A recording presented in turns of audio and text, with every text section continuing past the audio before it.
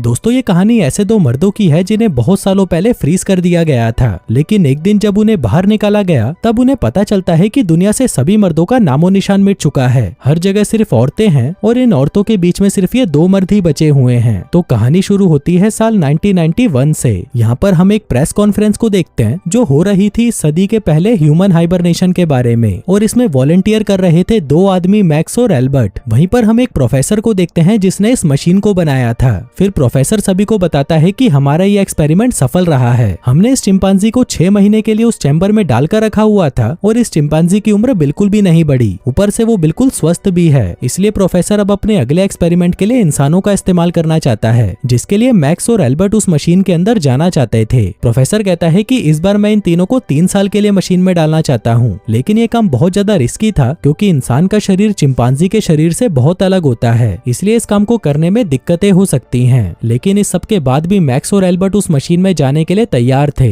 आगे उस मशीन को चालू किया जाता है और मैक्स और एल्बर्ट को मशीन के अंदर डाल दिया जाता है। अब धीरे धीरे वक्त बीतता है और देखते ही देखते 50 साल बीत जाते हैं। आगे उस मशीन को खोला जाता है और मैक्स और एल्बर्ट को बाहर निकाला जाता है। उनके बाहर आते ही हम देखते हैं कि इन दोनों की उम्र थोड़ी भी नहीं बढ़ी। जिस उम्र के अंदर ये दोनों मशीन के अंदर गए थे अभी भी उनकी उम्र उतनी ही है। अब इन्हें भूख लगी थी तो 3 लड़कियां इनके लिए खाना लेकर आती हैं। वहीं इतने सालों से इन दोनों ने कुछ खाया नहीं था तो ये दोनों खाने का स्वाद भी भूल चुके थे। आगे मैक्स कहता है कि मैंने मशीन के अंदर एक शराब की बोतल और कुछ सिगरेट छुपा कर रखी थी और अब उनको बाहर निकालने का समय आ चुका है। जिसके बाद वो सारा सामान बाहर निकालता है और वो दोनों वहीं पर सिगरेट जलाकर पीने लगते हैं। लेकिन जैसे ही वहाँ पर धुआं फैलता है हर जगह पर अलार्म बजने लग जाते हैं और सबको लगने लगता है कि यहाँ पर कुछ तो गड़बड़ चल रही है। तभी वहाँ पर 2 औरतें आती हैं और आग को बुझाने लगती हैं। थोड़ी देर बाद वहाँ पर डॉक्टर ब्लॉन्ड नाम की एक औरत आती है और उन्हें बताने लगती है कि प्रोफेसर अब मर चुके हैं। अब ये सुनते ही वो दोनों हैरान हो जाते हैं। डॉक्टर ब्लॉन्ड कहती है कि यहाँ पर एक महायुद्ध हुआ था